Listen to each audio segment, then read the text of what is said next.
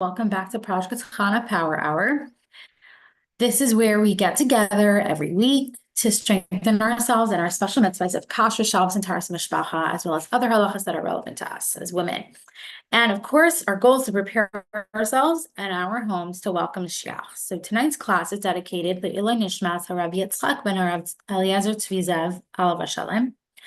And if you would like to dedicate a class in honor or in schus of someone, please do reach out to us via email. Project Chana Power Hour at gmail.com. And please join us afterwards for Tzedakah, Tehillim, and a Mashiach thought. So we're going to get right into it. For our first class in Kashrus, we will be continuing on the topic of eating out without a doubt, part 7.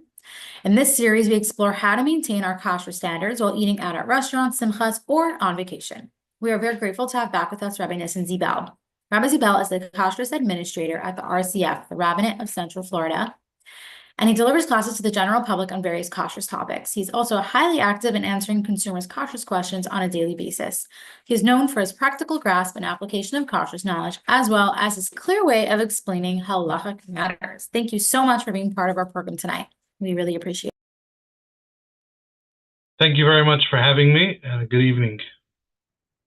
So we did take a few week break, so just to recap so that we can understand where we are holding and have a sense of direction. We were in the middle of discussing that sometimes not everything that says on the certificate means you should be taking it literally. So, for example, we gave examples. Just because it says Chal V'Yisrael, just because it says Pas Yisrael, doesn't mean that for your standard, what you want to be keeping, would it actually be the ideal level of Chal V'Yisrael, the ideal level of Pas Yisrael, and so on and so forth. And we gave many, many examples what that would apply to, and we're still in the process of giving various examples and discussing that as well. We also discussed the qualifications of a mashgiach and when a mashgiach is required and when a mashgiach is required. All that was something in the past. If someone missed that, they can go and catch up the classes from the previous classes that we gave. This week we're going to be covering, this is going to be the 7th class on eating out without a doubt. We're going to be focusing on continuing things which may not be obvious. A certificate may say mahadrin or very high level hashgacha, and you may look into it and you hear that it is a reliable hashgacha. But again, the terms, what they could be considering a certain standard may not be up to your standard. Now, we're not saying that one has to always question everything wherever they go. Obviously, if there is a reliable hashgacha and there's no obvious red flags, a person generally has what to rely on to be eating at a place. But we are addressing people that want to be keeping a higher standard. And at home, always try to keep a higher standard. And they want to eat out comfortably knowing that they're only eating something that's up to the higher standard, more of a moderate standard. That's why we're giving all this information, this education, that a person, even when he's going out and eating out, they could feel comfortable even when they want to be keeping to the highest possible standard. So we're not trying to scare anybody away from eating out. And if somebody is not yet holding at a level, or they're not even sure that what standard they should be keeping, or to what level of standard they should be keeping, as long as they know it's a reliable hashgacha and there's no serious red flags, which we'll discuss as well in the class. What does it mean, red flags? Then they could generally be comfortable eating in place, but being comfortable when at the same time also wanting to keep the highest standard. That's why we are going through all these different categories and trying to educate very minimally. And almost everything that we discussed so far is discussed at length in our classes at kashrus.com and much more in depth. We just mentioned everything very, very briefly just to give very general knowledge. But over there, the classes that we have over there discuss everything more in depth.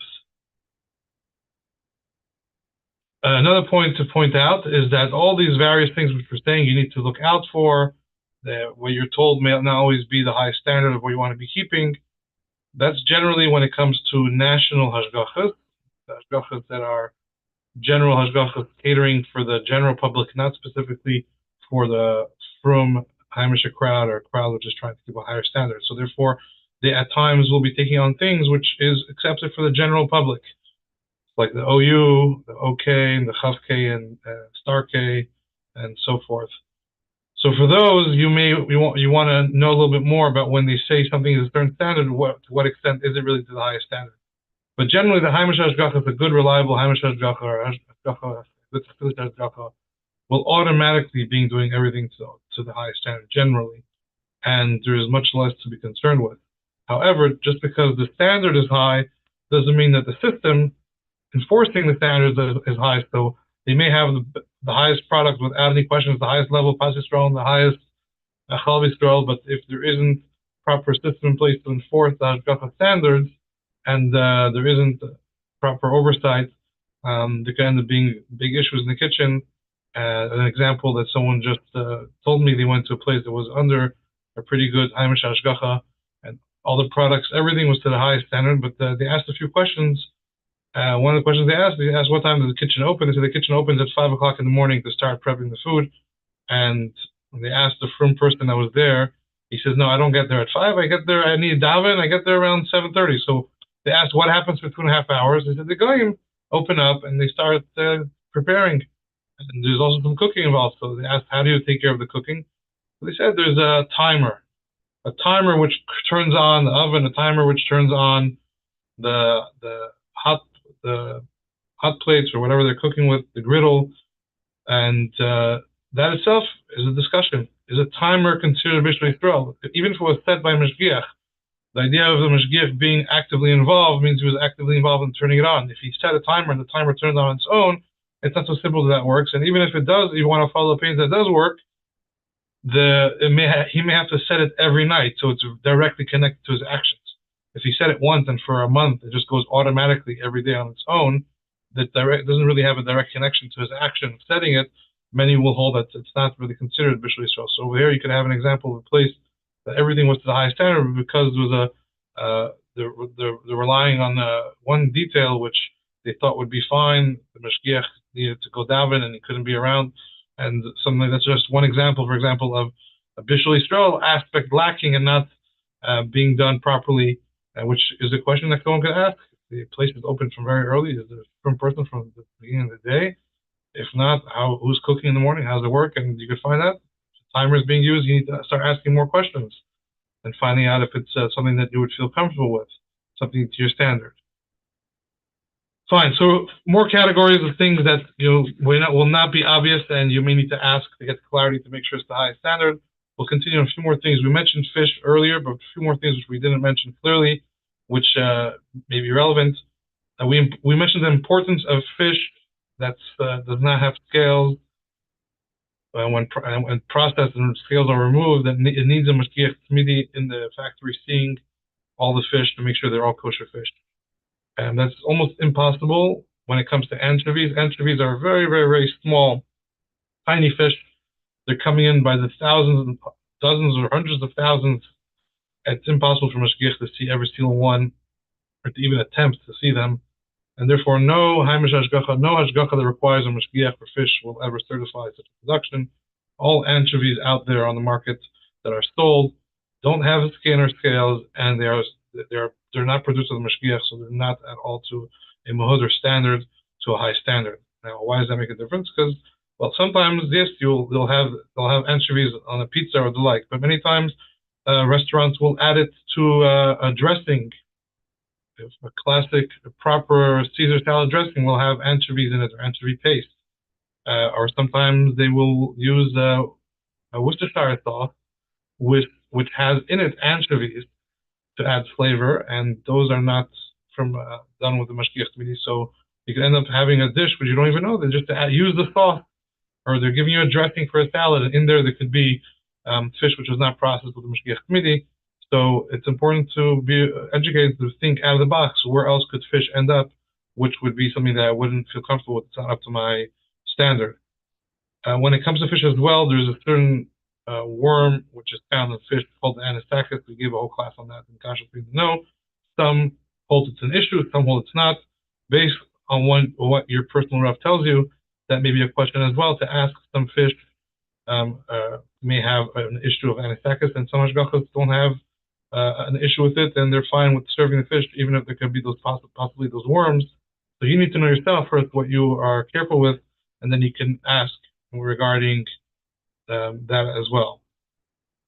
Now, someone once said, you know what, if I go to a place and get raw, it has hashgach, and I get a raw fish, what could be wrong with raw fish? But even raw fish, if the piece of tuna is coming from a facility that's certified by Hashgacha that they're okay with Adam Mashgiach. That right there, even if the tuna wasn't cooked, it's just raw, but because it's coming without skin and there was no Mashgiach, that itself already would be an issue. So it could even apply to a simple piece of raw fish, which you would think, what could be wrong? Nothing was cooked, it's just raw. If it came and was processed without a Mashgiach and there's no skin on it, that could be itself an issue. Fine. The next topic which we'll discuss is checking eggs. We know that there's our minhag, the Jewish minhag is to check eggs, although, especially today, we rarely have blood spots, and we have a few classes on that and on kashrus.com.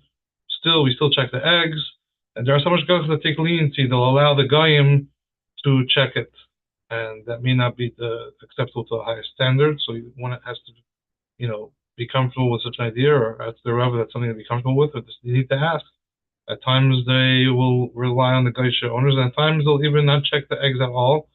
And if it's a very big batch and there's too much to check, they may even allow the eggs to just go without checking. So that's something as well that someone may want to ask and find out how it's being done. The next is shchita in general. When it comes to shchita, there's different concepts which we'll hear out there. Shchita, so the concepts are very fluid and could be anybody can decide what they want to use it for. So someone could say, you know what, the sheikhet was a chassid, so that's enough, and we call it shchita. But really, others will say, no, it's not enough as the sheikhet. You also have the one who's baidak, the one who checks the animal, and not only that, someone will say also the one who's the menakar, the one who removes the forbidden fats and veins. And some will also want the mashgichim to be people. And some will say that even if everybody's chiddush, but if the Rav Machshir, the one overseeing everything is not a chassid, then it's not chiddush shchita. And every hashgacha will decide what to call it, and there's no rule book, and there's no official laws, and there's no halachos to this. So it really, that to use the wording chiddush shchita is really up to every hashgacha how they want to use it. So even if someone wants to be careful with chiddush shchita, first of all, they need to define for themselves, with their Rav or Mashpia, whoever they discuss with, what do they mean by that? What do they expect when they're saying chiddush shchita? And then they can know what to ask. What do you mean that you're serving chiddush shchita? Who's certifying it? What are the details? And they can know to ask, but it could be very vague sometimes. And when it comes to Lubavitch shchita, like we mentioned in one of the classes, at times you could have a Lubavitch Rav putting his hechsher on the meat, and he feels comfortable calling it Lubavitch shchita. In the meantime, it's lacking very serious basic halachic requirements to make it even a high standard. So you could be having the Lubavitch aspect, but not a high standard, and therefore that's not enough. There's just something called Lubavitch because you want to make sure up to a high standard. And even within Lubavitch shchita, some will consider a shchita which is not a Lubavitcher but learns chchita once in a while to be a Lubavitcher, and that's considered Lubavitch shchita. Others won't feel comfortable with that. So that as well, one has to first speak to their personal Rebbe Mashpia to define what they are comfortable considering Lubavitch shchita and which hashgachas they would accept from. And then when they go to a restaurant, they are informed and they know what to ask, and not just ask, is it Lubavitch shchita? They could be told yes, and then there could be things that they wouldn't feel comfortable with, but they know exactly and they're informed. Another concept which comes up sometimes is something called Bet Yosef. There's a misconception. Bet Yosef is a certain standard of cleanliness of the lungs, and Sfardim specifically are very careful to only eat that. And it's possible for something to be Lubavitch shchita and Bet Yosef. Lubavitch shchita just means it was Lubavitch sheichet and whatever else Lubavitch shchita means, and that the lungs were clean to a very high level, according to the opinion of the Bet Yosef. So it could be both. It's not a contradiction. Just because something says Bet Yosef doesn't mean that it's not for a Lubavitcher.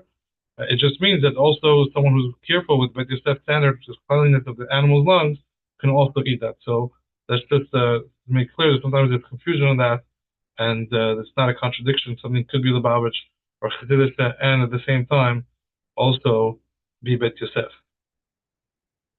Another thing which comes up, it could be a question, is a sakana, danger when it comes to meat and fish.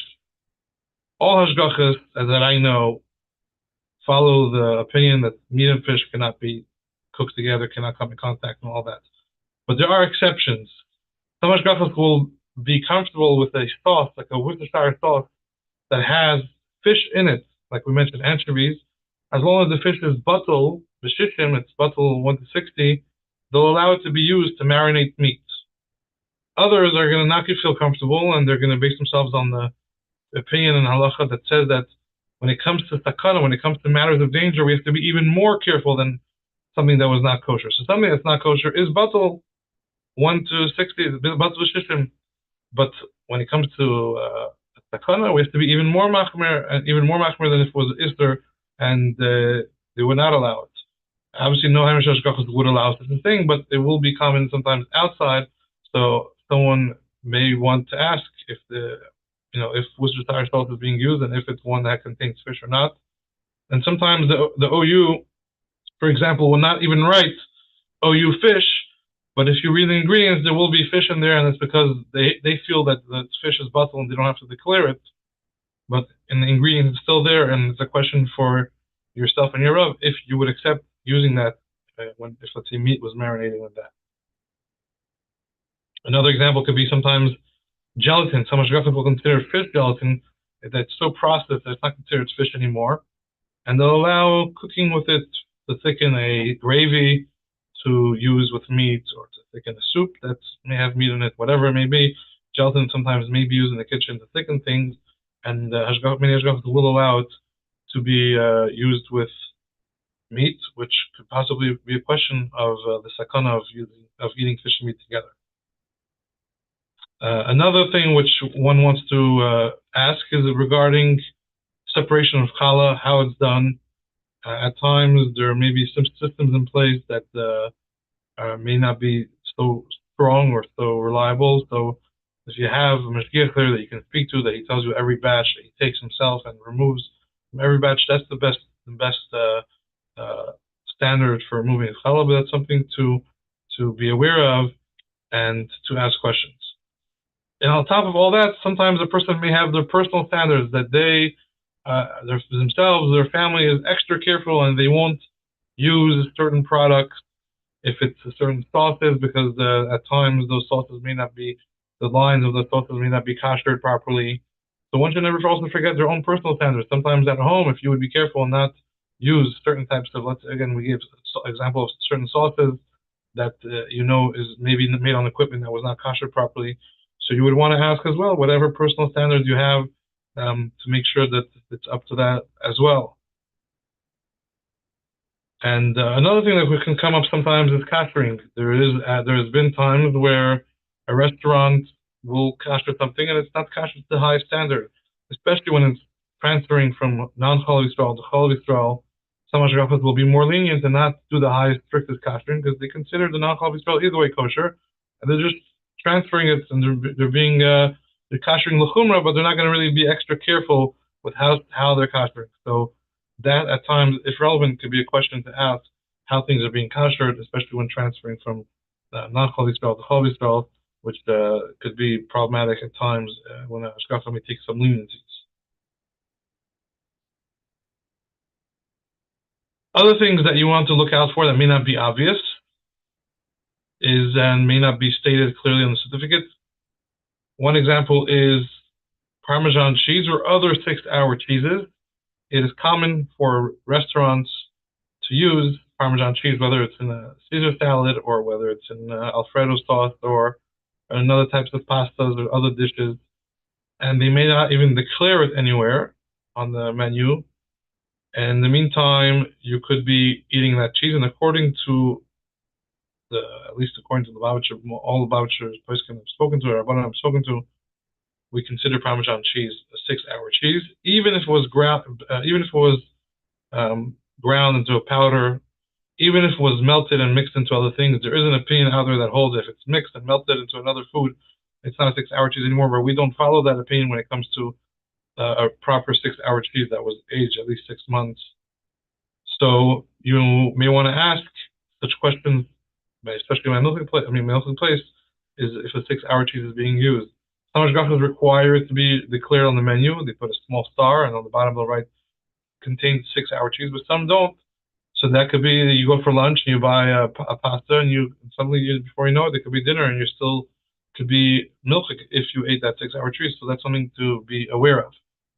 In addition, frying oil. At times, frying oil, the same frying oil could be used to fry schnitzel, and then they'll fry French fries in it, or they'll fry falafel in it, and they will not declare it anywhere on their menu. And you could just think you're ordering French fries or falafel and that you're stay parv, but really you are now fleishik for 6 hours, according to most opinions. The deep fryers in restaurants have so much meat residue in there, you for sure are 6-hour fleishik after eating falafel or fries deep fried in that. So that's something else to ask for. Or going to a milchik place while you're fleishik and thinking that getting fries will be a parv item, but those fries were fried in the same fryer as mozzarella sticks or the like, and they really are milchik. So these are things as well that may not be obvious, but when educated, you know what to ask and you know when to ask. Thank you very much. Thank you so much, Rabbi Zibell. Thanks for taking us through all those practical scenarios, many of which we may not have ever thought of. Thank you. Okay, for our next class in Hilchos Shabbos, we are excited to continue our series on Amira Lenochri, part number 5, where we discuss non-Jewish help on Shabbos. Rabbi Braun is the Marada Asra of Crown Heights, and we are very grateful to have him back on our program tonight. Thank you so much for making time to be here. We really appreciate it. Okay, if I may, with the reshus of the organizers of the shir, just to make a technical commercial comment. Tonight is the yahrzeit of my father, with Chaim Elazar Yisrael ben Rav Shlomo Zalmanas, and we can also have the shir Lili Nishmasai, and it will be a lease on Hashem for him, and he's the one that taught me a lot about halacha.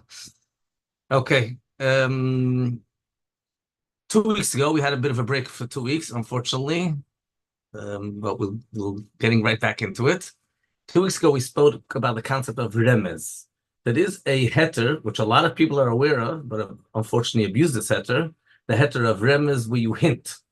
That if you hint to the guy, then all of a sudden everything becomes okay. So we started touching this, and I want to clarify some details about that. So if a person hints something, whether verbally you say something to the guy, and the guy understands from your hint that that means he should do a malacha.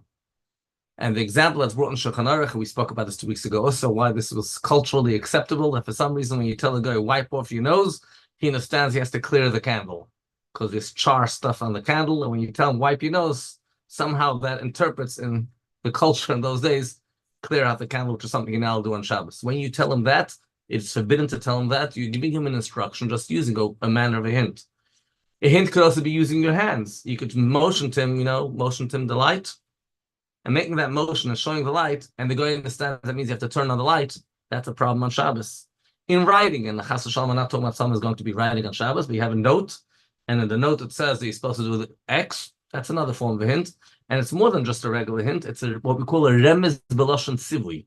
It's a hint with an instruction attached to it.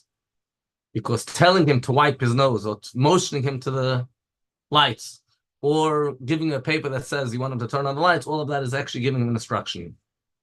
So all you've prevented by using a hint is the isra of a daber dover. You're not allowed to be engaged in forbidden speech on Shabbos. No, I didn't say anything that you're not allowed to say on Shabbos. But you haven't solved the issue of shlichus, that the guy is actually working for you.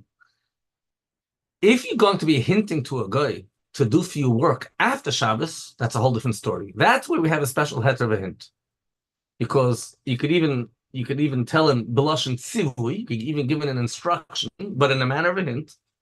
And it's not about Shabbos work, it's about work to do on Sunday.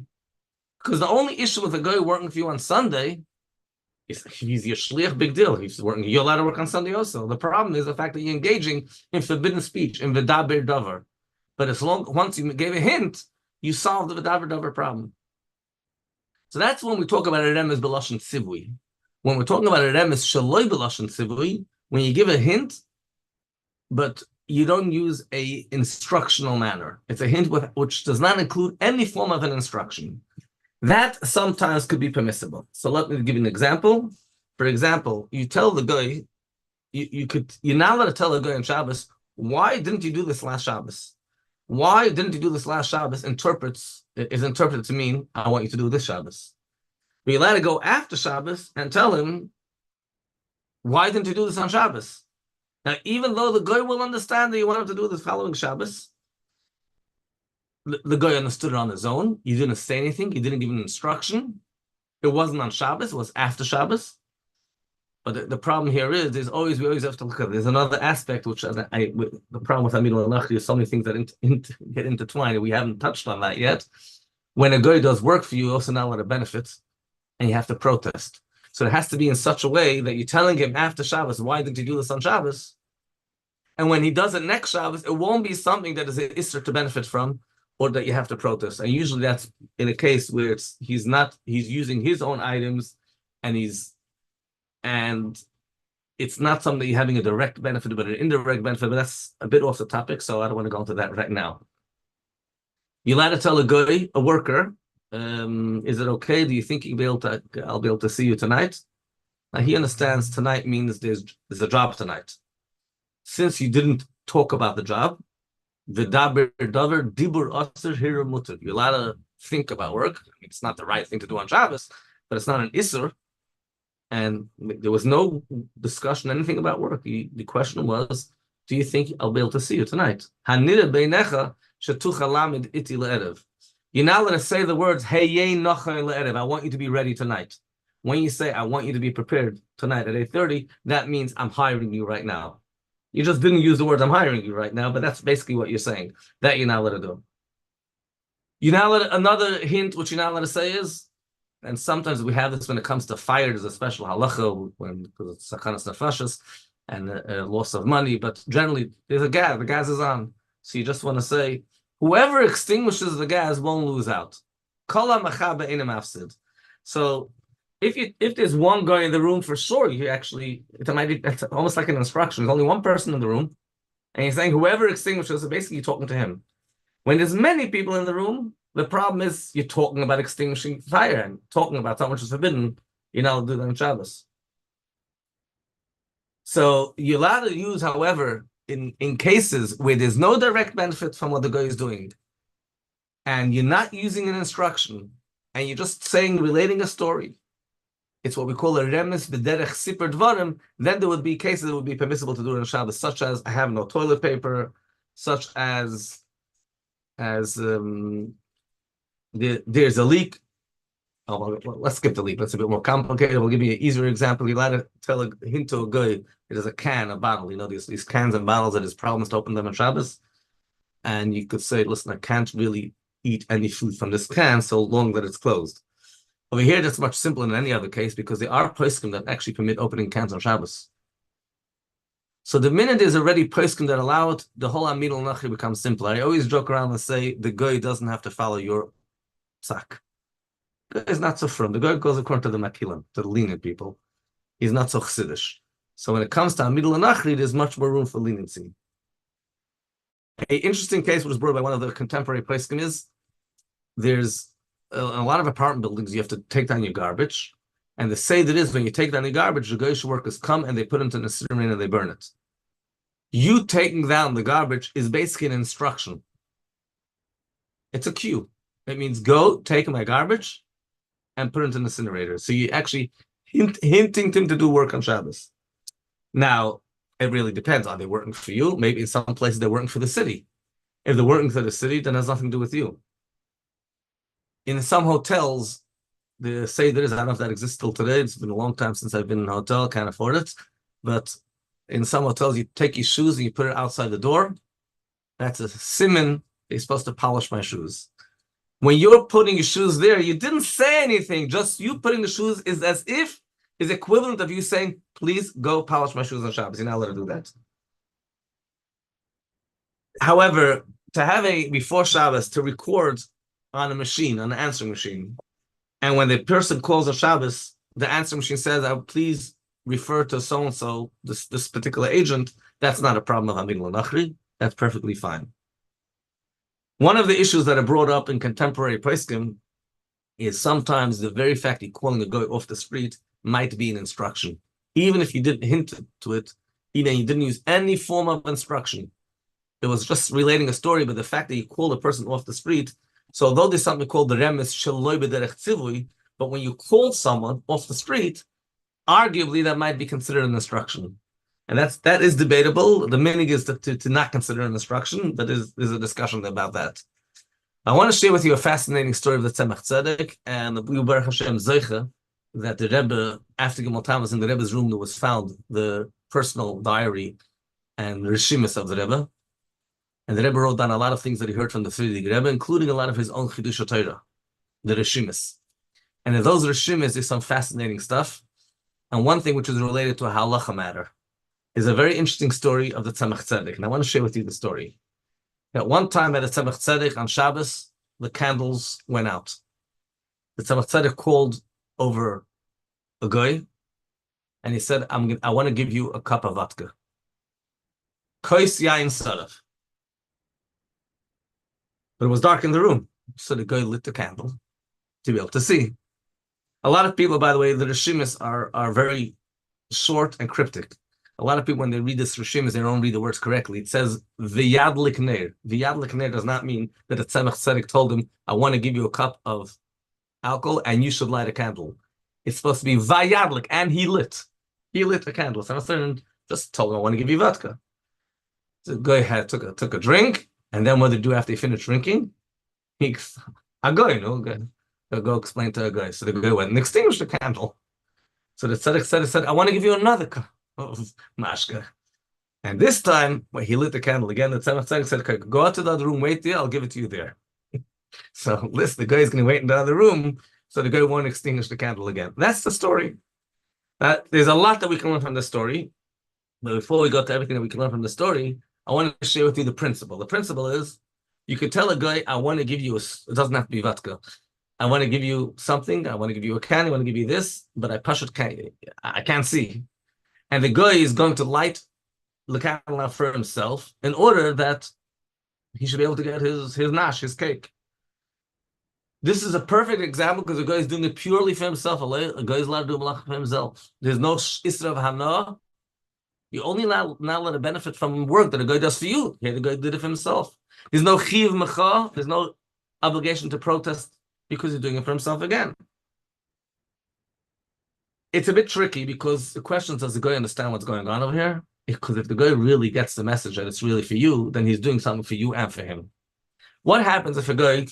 Now, I didn't ask a guy anything. There's a halach in Shulchan Aruch that says that you're on a boat on Shabbos. You've been traveling for the last one is how many weeks, and now the boat came time that the boat stopped, and now we need to get off the boat. And usually, in order to get the boat, they have to build a ramp. And the guy went and built a ramp. Are you allowed to go off the boat? Skip all other shilas of carrying and tchumen and who knows what. I'm talking now purely just about using the ramp that a guy went and built on Shabbos. So Shulchan Aruch says depends. Who are the passengers on the boat? If this passenger is Yidden and Goyim, then the guy did it for Yidden and for Goyim. A guy lit a candle at a party. Don't ask me why Yidden and Goyim are hanging out in the same party. But that's the subject right now. There was a party and Yidden and Goyim were there. How much is the majority? A majority Yidden, a majority Goyim. What's his main intention? So when the guy is lighting the candle to get his nash, if the guy knows this is really for you, this is just a dreidel that we're doing, then he's really... You can't say the guy did it for himself. He's doing it for you. But in the case of the Tzemach Tzedek's case, this guy, Mamish didn't get it. How do I know he didn't get it? Because he went and extinguished the candle right after that. It wasn't a guy that was, oh, this is an arrangement we always have.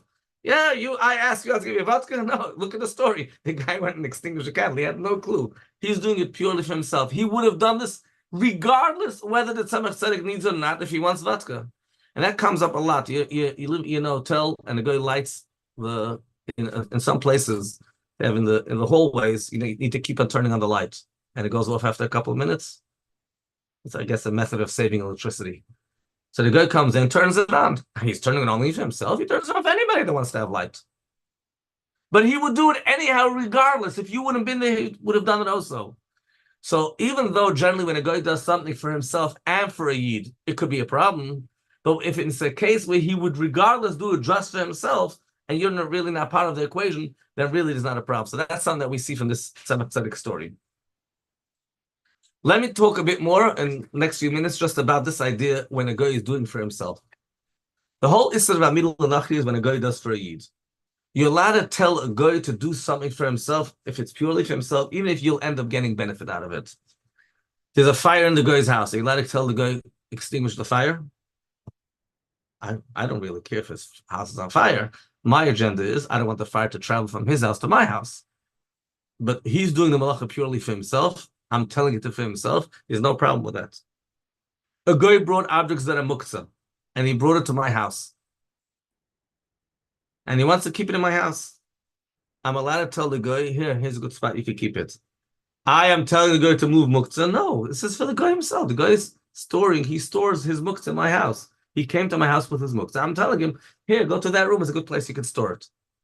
No problem with that.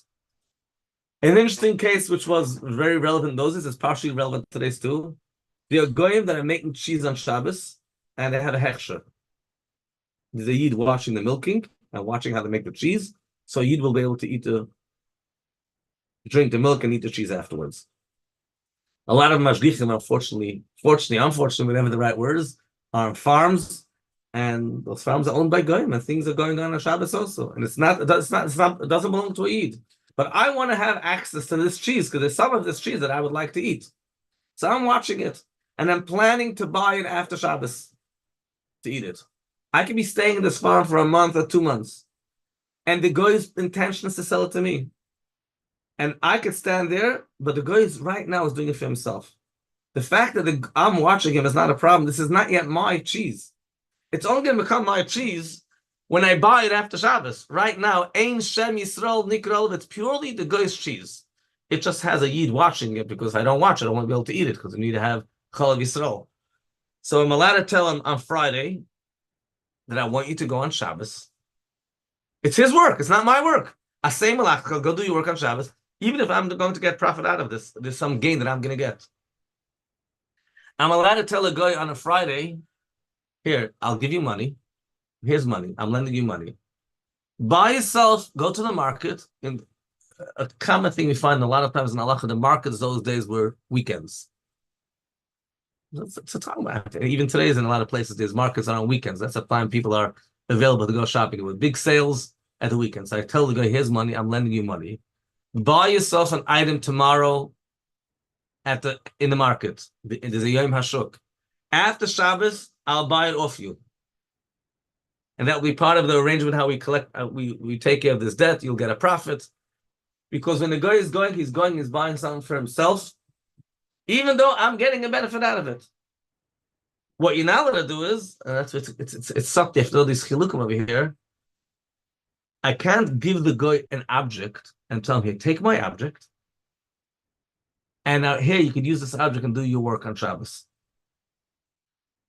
I can't even tell him, here, take meat. I'm giving you meat.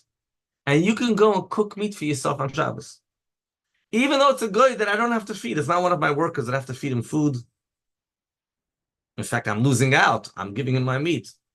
But when you're telling him to use your item and do malacha with it, it's going over to him. But you're giving him your item, your meat, your tools, and you're telling him to do malacha, it looks like he's yishliach, although the guy is doing it for his own pleasure because he wants to have meat. If I tell him, toil basar zeh, take this meat, my meat, bashal boy, and cook with my meat, litzarcha, for your cause, even though later it's going to become his, that's a problem. So there's that distinction between me telling the guy, here's money, go buy yourself something, because I lent him the money, it became his money, and now he's buying for himself something. And I have a whole dreidel after Shabbos, I buy it off him. That's fine. Giving him meat and saying, here's meat. I mean, I'm allowed to sell a guy meat. That's not a problem. I'm allowed to give a guy meat. But if I tell him specifically to do malacha on Shabbos, even if I'm telling him this on Friday, it's a problem, because I'm telling him to do malacha for me on Shabbos. We're going to be doing next, what we're going to be doing in the next segment on Amira Lenochri. I'm just going to give you a shtickle heads up over here. We learned a lot about the general principles. There are going to be exceptions. Certain cases where there is no Isser Amira Lenochri, either because it's such a great need that it's so important that if a Chazal permitted Amira Lenochri, we're going to learn cases where even a deraisa is permissible to tell a guy to do a deraisa on Shabbos, whether it's for Yishuv Eretz Yisrael, whether for a chayla, and we'll talk about that. And the other example that we're going to talk about is, there's in most of the cases where Amira Lenochri is permissible is where it's a drabanan. And the term used, I'm just giving you a heads up because we have another minute or two here. The term used in halacha is shvus to shvus. Telling a guy to do a malacha on Shabbos is a shvus, is a rabbinic prohibition. When I tell a guy to do something which is only rabbinically forbidden, it's a double shvus. It's a double header, shvus to shvus. That makes it much more lenient. Now, if the shvus is going to be for a tzedek mitzvah, for a tzedek gadol, for a hefsa meruba, for a miktzas chayli, all those cases that we're going to learn about, then there are exceptions where Amira Lenochri will be permissible. So what we spoke till now was the general principles of Amira Lenochri. As a general, no, you're not allowed to have a guy doing work for you on Shabbos, unless the going is doing for himself and all those other things that we said. But there are going to be cases because of the great loss and because it's only the Rabban, and that's why it's so critical to know each case. One case of Amira Lenochri is not similar to another case. This could have been a Deraisa, that could have been a Rabban. You need to know the general principle of Hilchos Shabbos. What's the Deraisa and what's the Rabbanan? Okay, Agutanach, we'll stop right here. Okay, thank you so much, Rabbi Braun. That was very clear. Thank you for taking us through all the nuances. Okay, so for our next topic, we are excited to continue our new series on Kisui Rosh, hair covering. We are grateful to have with us Mrs. Faigy Yusewitz. She is a certified mikvah.org college teacher as well as a longtime educator. We want to mention, we want to mention that while we are usually careful to keep to our 1 hour timing, tonight's class is going to go about 10 minutes over so that we can properly conclude this important topic. So just a heads up about that. Thank you everyone so much for tuning in, and we will get right into it.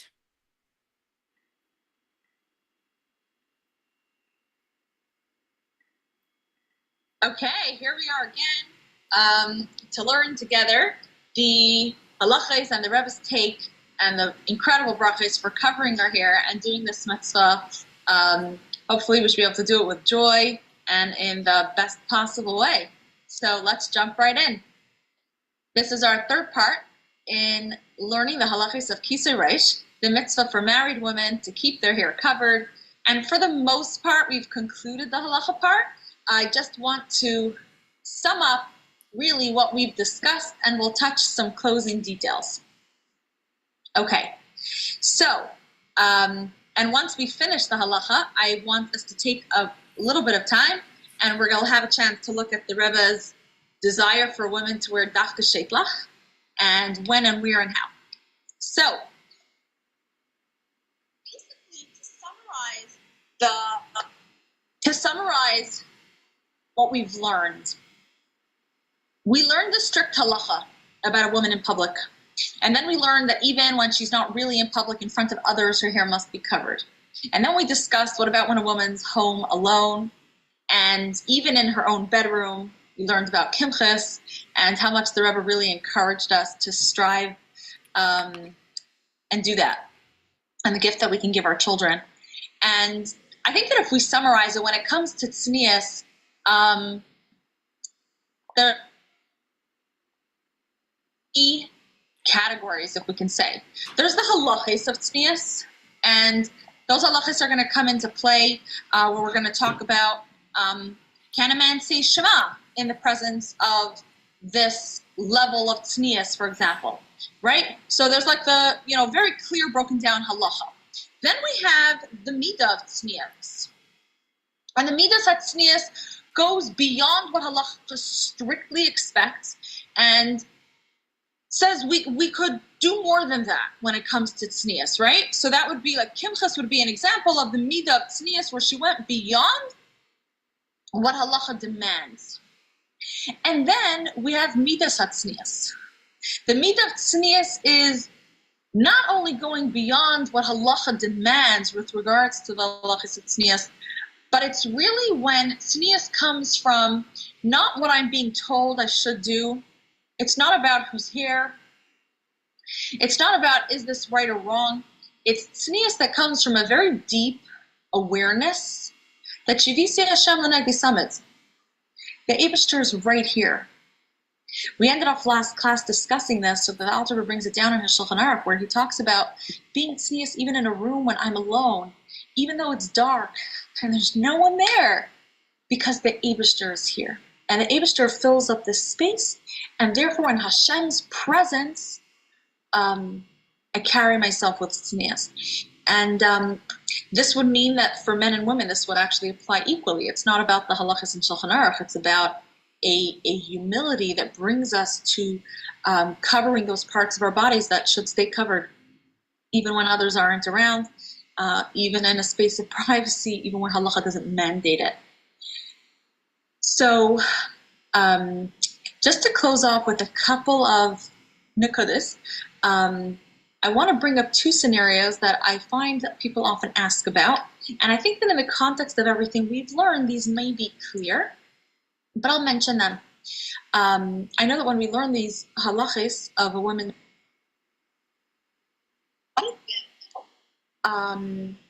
what about when a woman goes swimming? Does she need to cover her hair? And so I think that if we broke it down into this category, we'd say Halachos tznius. Well, is she alone? Right? Midas hatznius.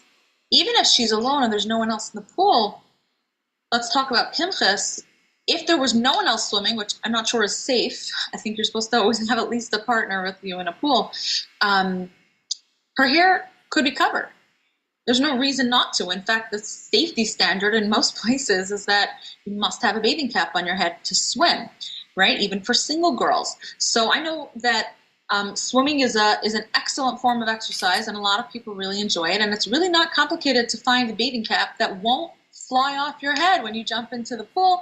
And a woman could enjoy swimming and make sure that every hair on her head is covered. It's totally doable, and it's really not a big deal. They sell bathing caps that don't slip because there are women who, let's say, freshly dyed their hair, don't want to make it wet, or whatever kinds of reasons. They sell bathing caps that, you put them on and they stay. So there isn't really a reason that a woman needs to uncover her hair when she swims, although we could argue that this wouldn't be strictly a halacha that is necessary, especially if there's nobody there. It wouldn't be a necessity. If there are others there, then it would be, and it's very doable. Another scenario that comes up often is, what about when we go to the sheitel macher? And when we go to the sheitel macher, so, when it comes to tznius, it's like anytime that there's a need for something to be uncovered, if you go to the doctor and you need a physical exam, we're not, doing the tznius, right? We're doing the Eibishter needs, and this is what is necessitated at this time, right? So when we go to the sheitel macher, does our hair need to be uncovered? And if yes, to what extent, right? So this is something that we could choose to think about. Do I need to uncover my hair in order to be able to try on a sheitel? Can I put the sheitel on behind the curtain? Can I put the sheitel on in the bathroom? Can I bring a tichel to switch from the sheitel to the tichel, right? And if there's another 10 women in the sheitel macher place, is it really considered private? Is there a need for my hair to be uncovered? So again, that's something to think about. Halachos tznius strictly might give me one answer. Midas hatznius would say, let's do the kimchas thing. My hair doesn't need to be uncovered. I don't have to uncover it in this space. And sheitel machers are incredibly accommodating. As soon as we share, we don't really want to uncover our hair. So they can make that totally work. So these are some food for thought. Last pointers before we get into the sheitel. Women often ask, what about all different kinds of facial hair that I have growing? Do I need to cover those areas of my hair? And the answer is, Rabbi N have put together the halachos in a form that's pretty clear. I'm actually going to ask our host to post it as a PDF down here, if it's possible, so that everybody can read it on their own, or call your own Rav to discuss. But as a very general guideline, typically facial hair that has not been removed, so if a woman has facial hair, be it a widow's peak, here on the temples of her head, in front of her ears, behind her ears, on her neck, that hair needs to be covered. If she's had it removed, the area does not need to be covered, but so long as there is hair there, it should be covered. If a woman has a very difficult time covering the hair in these areas, she should go ahead and contact her Rav and get specific guidance. Okay, so with this, I think we have clarity in the halacha, and now as chassidim, we can jump in and find out, how did the Rebbe want for us as chassidim to do this incredible special mitzvah? So from the very early years of the Rebbe's Nesius, the Rebbe made a very, very heartfelt request from chassidim that Neshei HaChassidim, Suddische Freien, Suddische Weiber, the Suddische women should wear a sheitel. And the Rebbe made a really big deal about this. This wasn't like a one-time mention. So one of the earliest places where this came up, at that point, the Rebbe would personally take part in the weddings of many chassidim as the Masader Kedushin. And the Rebbe very quickly made a condition. And in order for the Rebbe to agree to be Masader Kedushin by a wedding, the Rebbe requested that the chassan needs to have a beard and the kala needs to agree to cover her hair with a sheitel. And if she wouldn't cover her hair with a sheitel, the Rebbe would send them a bracha, but would not be Masader Kedushin. So it was clearly very, very important. The Rebbe, there is a famous letter where the Rebbe writes, showers chassan kala gorgeous brachas, and then he says, all of these brachas are on the condition, on the understanding that she's going to be wearing a sheitel. Oibnisht, if she's not going to be wearing a sheitel, then I'm not involved in this whole thing, which is a pretty strong answer. But the Rebbe very, very passionately, with his enormous love for us, wanted us to have the best. And the Rebbe said the best is through a sheitel. The Rebbe opened a gemach, personal gemach, for any Lubavitch woman who was willing to purchase a sheitel, was able to go into the Rebbe's secretaries and get a loan for the full amount that she needed to buy a sheitel that she could repay at their leisure when it worked for them on their terms. And the Rebbe would encourage women to go out and buy the most beautiful sheitel so that a woman could feel beautiful doing this mitzvah, so that a woman could feel good doing this mitzvah. She could be able to do this mitzvah with enormous joy and happiness. So the Rebbe spoke many letters, and spoke sichas, and we have letters printed where the Rebbe explains a little bit about why. So, I mean, as Chassidim, the Rebbe wants this, so the Rebbe wants it, but the Rebbe did explain to us why he wants a sheitel so much. The Rebbe said that a tichel poses a challenge. The tichel poses a challenge, number one, because it can slip. And if you're a married woman listening to this class, that's very obvious, right? And if you're not a married woman, you've ever tried on a tichel and you're like, wait, how do people do this? I know I teach this in 12th grade, and one day I tell the girls, okay, next class, everybody bring in a tichel, and we're going to wear a tichel for 45 minutes of class, and let's see how well we do. Let's practice wearing a tichel, right? It takes conscious effort to keep a tichel on correctly. Now, it's true, there are more and more tichels coming out, and the, belt bends and the non-slips, and it's amazing, and it's so super helpful, and it still takes some conscious effort to put it on correctly in the first place, to keep it in place, to make sure it doesn't move. So a tichel constantly carries the possibility of sliding, and if it slides, it leaves here exposed, and if it leaves here exposed, that's in violation of halacha. And the Zohar insists that not even one hair be showing. So for sure, we don't want it to slip a lot, but even that little bit of slipping is really not a good thing. So that's the first issue with the tichel. The Rebbe said the second issue with the tichel is there's a peer pressure factor. I mean, if you come into high school, you'll hear this all the time, right? It looks cuter if my hair is showing. It's a whole different look not to see hair in the front of our heads. So the Rebbe said a tichel has a peer pressure factor, right? How are other people wearing their tichels? And with a sheitel, we don't have any of this. You put your sheitel on, it doesn't look pretty if it slips, right? Think about it. Just like we would, tell a friend we care about, like your slip is sticking out, we would tell a friend we care about your sheitel slipping because it doesn't look good. Would you tell someone that her tichel's slipping, or you'd feel like you're commenting on her tznius, right?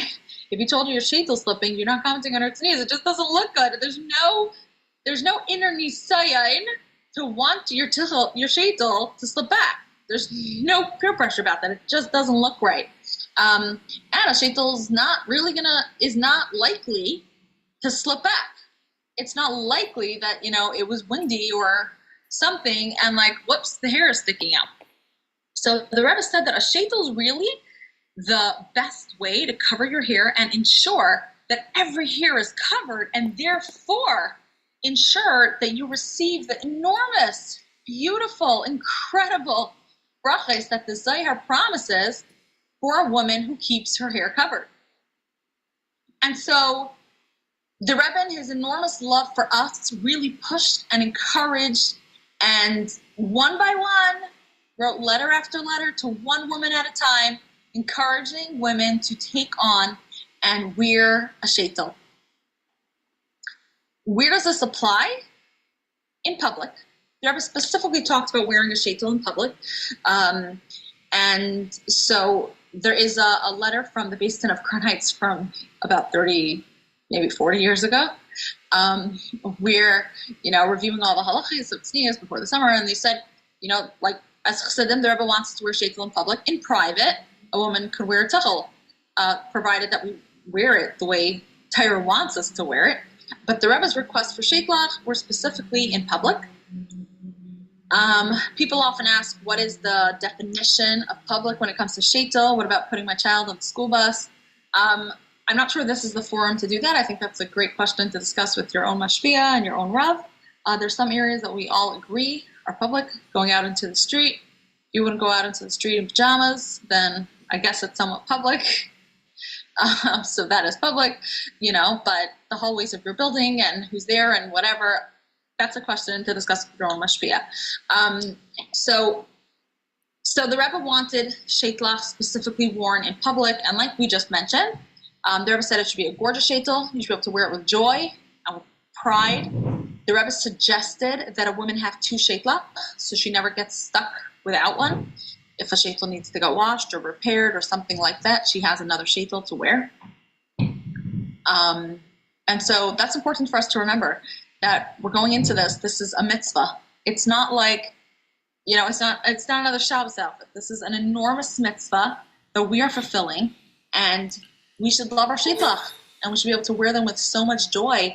And this is a mitzvah that we should do with our full hearts. I want to read a quick letter that the Rebbe wrote about wearing sheitel, where the Rebbe addresses a challenge that could come up.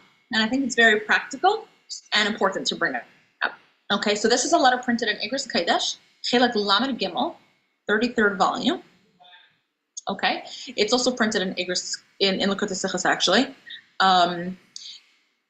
And actually, it's printed in Likutei Sichos. I'm so sorry, but I think the Igros Kodesh is a mistake. It's in Likutei Sichos Chelek Lamed Gimel, page 264. And there writes, with regard to your writing about covering your hair, there's absolutely no question regarding the vital importance of this matter. Since Hashem clearly said the benefit of the wife, her husband, and their children, her hair should not be revealed, surely this is so. Now the Rebbe is going to address a possible challenge. Thus, it is impossible that by keeping Hashem's commandments, your head should hurt. So, for example, when you write that wearing a sheitel makes your head hurt, it is possible that either A, this is a falsehood of the evil inclination that doesn't want mitzvahs to be performed and doesn't want yidden to be showered with brachas, or B, if this is indeed true, then it demonstrates that your hair is too long. You should cut your hair so it should be shorter. And when you do so, your head surely will not hurt when wearing a sheitel. And I think this letter is so powerful, and the Rebbe telling us that the Eibishter wants you to wear a sheitel. It's for sure doable. If there's a challenge, get to the bottom of it. Is it just the Yetzer Hara? Is there a practical issue? So solve the issue. It's for sure possible, and the brachas that you're going to be benched with are enormous. So here the Rebbe addresses her head hurting, and the Rebbe says, maybe your hair is too long. Cut it. There won't be so much pressure on your head. And I've come across women who's felt that their sheitels hurt, and they needed little tips like using conditioner more often, or how they combed their hair underneath, or how they collected it, or maybe their sheitel was quite long and putting a lot of pressure. Maybe they had some sensory things they were able to work through, right? So if there's something about the sheitel that you're having a hard time with, reach out for some help so that you could do this mitzvah with joy, and again, be able to experience, like the Rebbe says here, that a yid should be showered with brachas of Hashem. There's another letter. We read part of it last time, where the Rebbe writes that I was so happy to hear the good news that you've ordered a sheitel on your last visit to New York. And the Rebbe says Hashem will surely fulfill his promise that he wrote in the Holy Zohar, and it will bring Hatzlacha to you, your husband, and your children in good health and prosperity, especially in your case, where the deed itself is also a Kiddush Hashem. It sounds like she was the first in her community that was taking the plunge and buying a sheitel. And the Rebbe says, I'm sure you will wear with joy. Like the Baal Shem Tov emphasized the importance of serving the Almighty with joy, and God's brachos will be even greater. And then the Rebbe adds and says, I want to add my prayerful wishes that the Almighty grant you the schos to be instrumental in making your friends and acquaintances follow your good example, which you will support also by other forms of influence.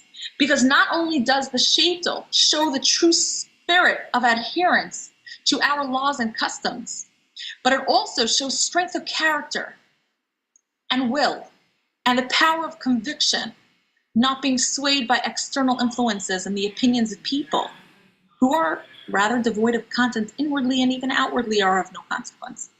And so the Rebbe is encouraging this woman to wear her sheitel with joy and bring others along with her. And I want to mention, actually, I think in Crown Heights this was given out last year, and it's been circulating, but I really highly encourage this beautiful book that was put out called Covered in Blessings. And I think it's from Simchas in English. Highly, highly, highly recommend. Read the Rebbe's words, be invigorated so this mitzvah could be done with the joy that it really deserves. I want to share a story, and we'll close off with this beautiful story. And before we do that, we'll just share one line on the sheitels that have come out recently and some things we should be aware of. So Baruch Hashem, as time goes by, it's becoming, in a way, so much easier to find beautiful sheitels. They're not getting cheaper. Maybe that will happen too. But so beautiful, where a woman could really do this mitzvah with so much joy. And Kalas put on a sheitel. They no longer look like strangers. You know, they could really find a sheitel that looks like their hair, and it's really, really, really beautiful. Some things to be aware of. So the newest sheitels out there that are lace sheitels are gorgeous. And it's really important for us to be aware that the lace sheitlach need to be lined. Because the very lace itself, if you pick up a lace sheitel before it's lined, when you go to the sheitel macher, the lace itself is actually completely see-through. And so although the area that's covered with hair is pretty much covered, but where there's a part, it's a net, and the net is see-through. So it's really important that that net be lined. And in the front of the sheitel also, where there's just a little bit of hair, if you're wearing it pulled back or things like that, any area that could leave the hair underneath exposed needs a full and proper lining. What exactly that lining needs to be made up and stuff like that is also included in this PDF that I'm asking the hosts to share.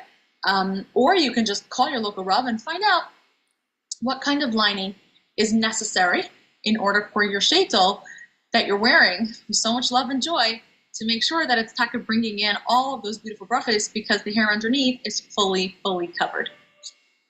Okay, the story I want to share is a story. It's a story of Mesiras Nefesh, but I think it highlights a very beautiful point. The Rebbe Maharash lived during a very difficult time for Yidden in Russia. The Russian government really made Yidden miserable on so many levels.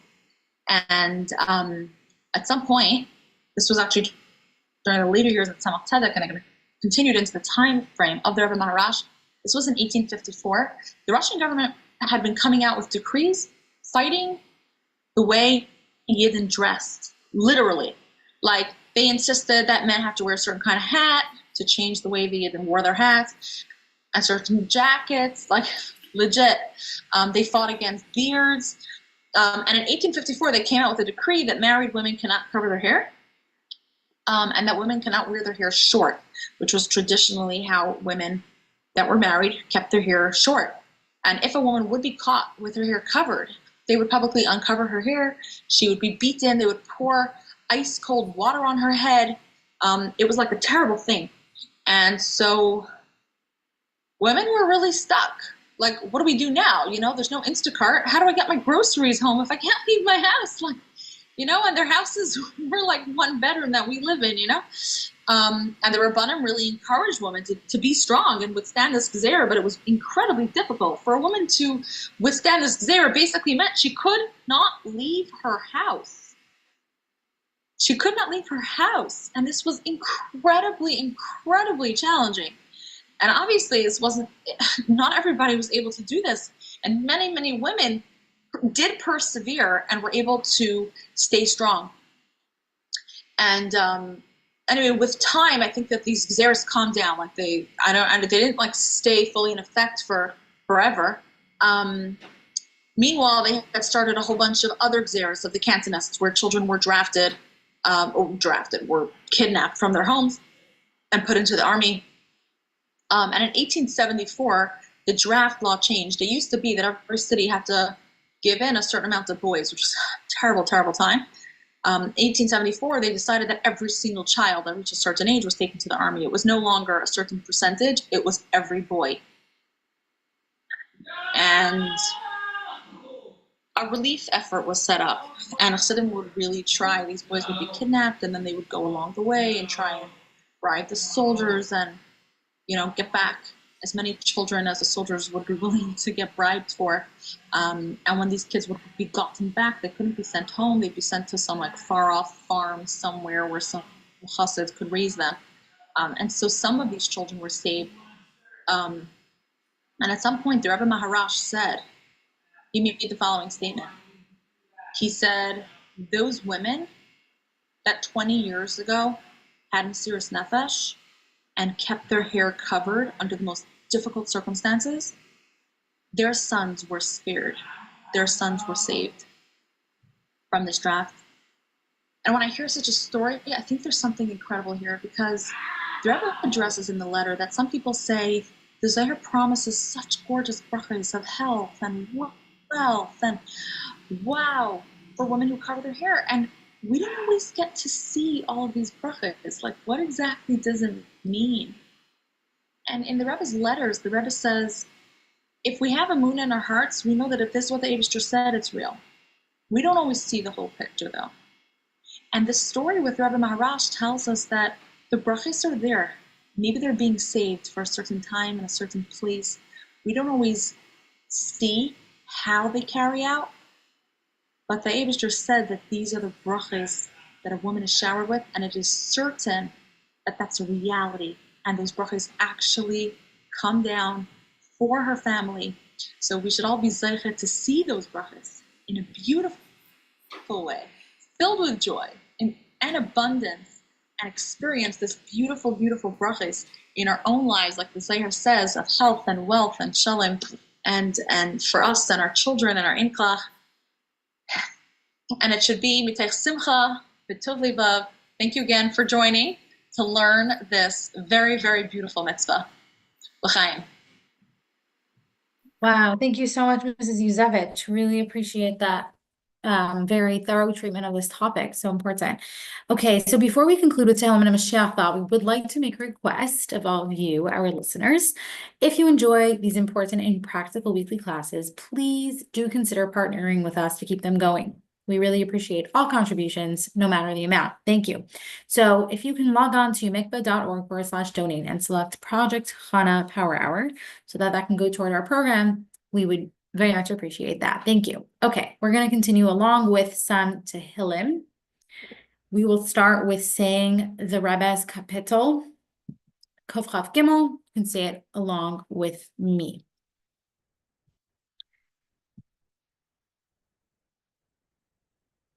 Thanks for bearing with us here for just a moment while we get the Tehillim.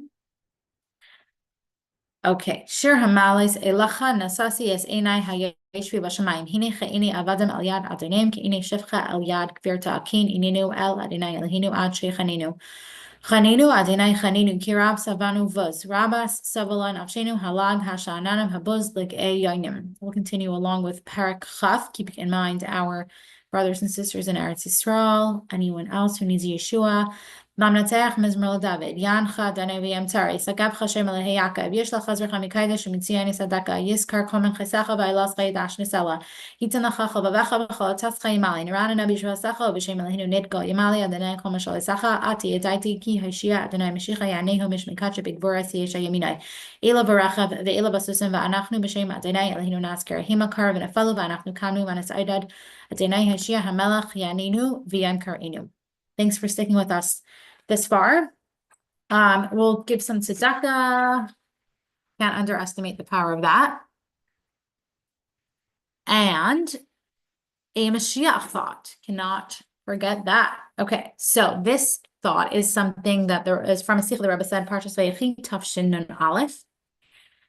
And that is that we have to point out the merits of our people.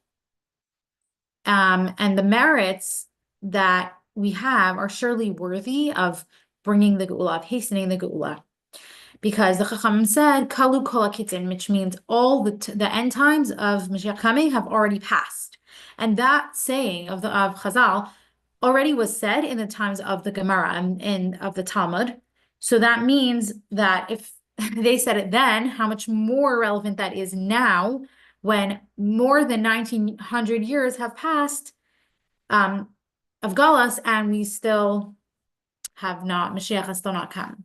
So with that in mind, we will end off with just a few quick reminders. And that is, if you appreciate the classes, do share them. Just takes a click of a button. And also, if you missed any classes and would like to catch up, all playbacks are available on mikvah.org/power hour, and also on podcast platforms. You can just search up Project Chana Power Hour. And if you have any questions about anything that you hear in the classes, or you would like to dedicate a week of learning in honor or Leila Nishma, you can reach out to us via email, projectchanapowerhour@gmail.com. And lastly, thanks for holding with us. We'll see you again next week. Amira Hashem and Amira letting prepare us in our homes for Mashiach and bring every Jew home to Eretz Yisrael. Thanks for joining.